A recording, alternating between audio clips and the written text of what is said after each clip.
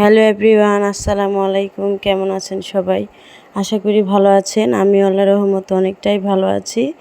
আবারও চলে আসলাম অনেক দিন পর আপনাদের মাঝে একটি লং ভিডিও নিয়ে। আশা করি সবাই লাইক কমেন্ট করে পাশে থাকবেন।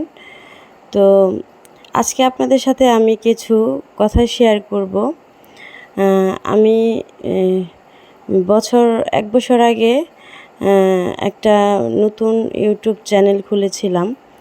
তো সেই চ্যানেলটা আমি ১ বছর চালাইছিলাম। তো সেখানে আমার প্রায় ১,৫০০-এর মতো সাবস্ক্রাইবার ছিল।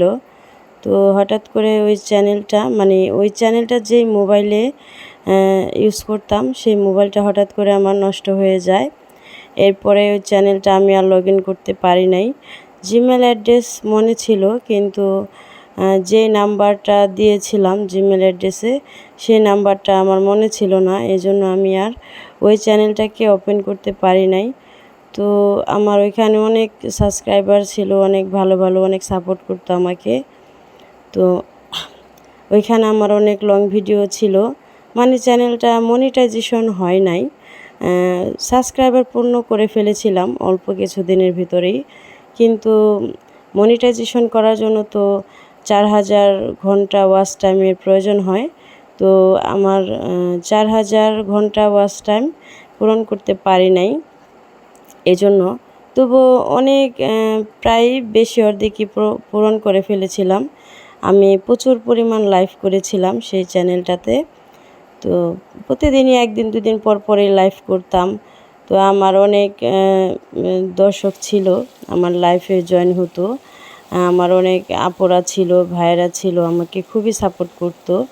যখনই আমার লাইভের নোটিফিকেশন চলে যেত, তখনই তারা সাথে সাথেই জয়েন হয়ে যেত লাইভে। তো ১ ঘন্টা ১.৫ ঘন্টা আমি লাইভ করতাম।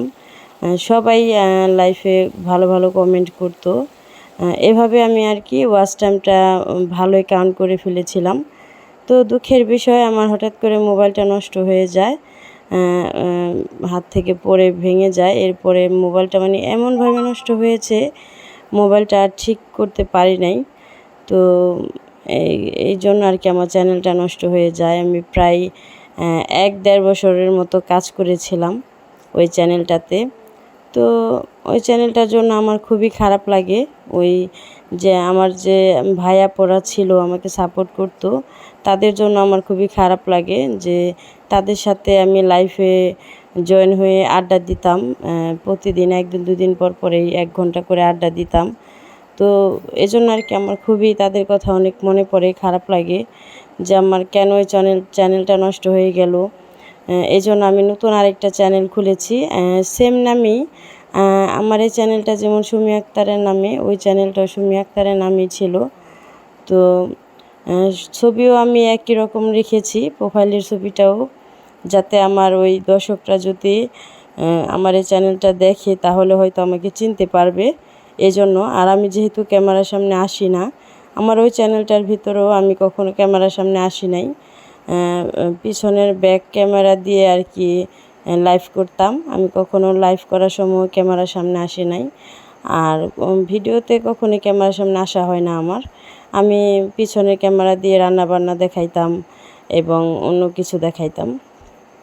তো যারা ভালো বন্ধু হয় তারা সবসময় না দেখেও ভালোবাসা দিয়ে যায়, এটাই হলো প্রকৃত ভালোবাসা। তো আমার এই নতুন চ্যানেলটাতেও প্রায় ২০০-র উপরে হয়ে গেছে সাবস্ক্রাইবার। আমার যারা নতুন বন্ধু হয়েছেন, যারা আমাকে ভালোবাসা দিতেছেন, প্রতিনিয়ত লাইক কমেন্ট করতেছেন, তাদেরকে অসংখ্য অসংখ্য ধন্যবাদ। আর এইভাবেই সবসময় সাপোর্ট করবেন। আমি চাই যে আপনারা সবসময় এইভাবেই আমাকে সাপোর্ট করে ভালোবাসা দিয়ে পাশে থাকেন। তো যেহেতু একটা চ্যানেল হারিয়েছি অনেক দিন কাজ করার পরে, তো আবার নতুন একটা চ্যানেল নিয়ে কাজ করতেছি। তো আপনারা যদি সবাই মিলে সাপোর্ট করেন, পাশে থাকেন, তাহলে খুব দ্রুত মনিটাইজেশন করতে পারবো, সফলতা অর্জন করতে পারবো। ইনশাল্লাহ আমিও আপনাদের পাশে থাকার চেষ্টা করব, যারা আমার মতো নতুন ইউটিউবার আছেন। তো আপনাদের সাথে গল্প করতে করতে আমার রান্নাবান্না প্রায় হয়ে গেল। এখানে আমি বাচ্চাদের জন্য নুডলস রান্না করতেছি। আর দেখুন নুডলস রান্না করার সময় ভিডিও করতে যেয়ে নুডলসের মশলার প্যাকেটটা পড়ে গিয়েছিল। তো যাই হোক, কেউ কিছু মনে করবেন না।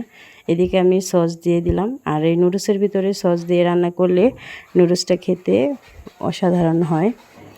তো ঘরের ভিতরে বাচ্চারা নুডলস খেতে খুবই পছন্দ করে। একদিন 2 দিন পর পরেই রান্না করি। বাচ্চাদের সকালে নাস্তার সময় দিই এবং সন্ধ্যার সময় নাস্তা হিসাবে খায়। আবার টিফিনেও দিয়ে দিই, মানে অনেক পছন্দ আমার ছেলের। আমার ছেলে 2টা খাবার অনেক পছন্দ করে। একটা হলো নুডলস, আরেকটা হলো চিকেন বিরিয়ানি। তো বিরিয়ানিটাও আমি মাঝে মাঝে রান্না করি আমার ছেলের জন্য। আর এই নুডলসটা আমি যখন সময় পাই রান্না করে দিই। আবার আমার ছেলেও মাঝে মাঝে একা একাও রান্না করতে পারে, নুডলস একা একাই রান্না করে খায়। ভিডিও বানানোর কাজ বন্ধুরা অনেক কষ্টের।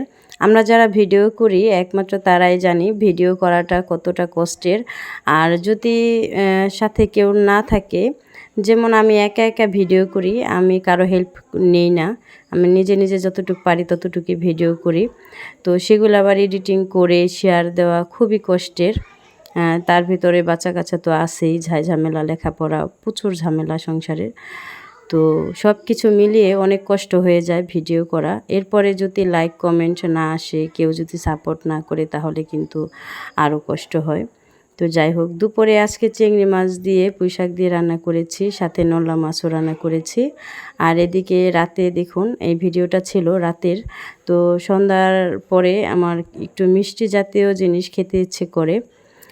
মাঝে মাঝে আমি সেমাই রান্না করি, না হয়তো একটু পিঠা পুঠা বানাই, একটু মিষ্টি জাতীয় খাবার খেতে ইচ্ছে করে, চা কফি এরকম। তো আজকে ঘরে সেমাই ছিল, ঈদের ভিতরে যে সেমাই এনেছিল, তো সেই সেমাইটাই আজকে রান্না করতেছি। আর আমি এই সেমাইটা সবসময় একটু ভেজে রান্না করি। ভেজে রান্না করলে সেমাইটা খেতে ভালো লাগে এবং সেমাইটা কি গলে না, একদম সুন্দর থাকে। যদি ভেজে না রান্না করি তাহলে সেটা একটু গলে যায়, খেতেও ভালো লাগে না। আর যদি একটু ভেজে রান্না করা হয় তাহলে ফ্লেভারটাও ভালো আসে, আর সেমাইটা একদম গলে যায় না, একটু থাকে, একটু সরসরা থাকে, একটু আনাম থাকে। যাই হোক, আমার ভয়েসটা একটু অন্যরকম শোনা যাচ্ছে, কেউ কিছু মনে করবেন না, কারণ এই ভয়েসটা আমি 2-3 বার ভেঙে দিয়েছি, তো এই জন্য। আর অনেক দিন পরে ভয়েস দিতেছি, এই জন্য। তো কেউ কিছু মনে করবেন না প্লিজ। তো আস্তে আস্তে ভয়েস দিতে ঠিক হয়ে যাবে, যেহেতু অনেক দিন যাবৎ লং ভিডিও দেই না। এই চ্যানেলটাতে আমি লং ভিডিও খুবই কম দিয়েছি, এই জন্য লং ভিডিও দেওয়া হয় না, শর্ট ভিডিও বেশি আপলোড দেই। তো এই জন্য একটু অন্যরকম হয়। যাই হোক, এদিকে আমার সেমাইটা রান্না হয়ে গেছে। দেখুন সেমাইটা অনেক সুন্দর ঘন হয়েছে, আর ঠান্ডা হলে একদম চাকা হয়ে যায়। তো আমি একটু পাতলা পাতলাই রেখেছি, আমার একটু পাতলা পাতলাই খেতে ভালো লাগে। আর ফ্রিজে রাখলে তো এমনিতেও একটু ঘন হয়ে যাবে। আর এই সেমাইটা একটু কড়া মিষ্টি দিয়ে খেতে আমার কাছে খুবই ভালো লাগে।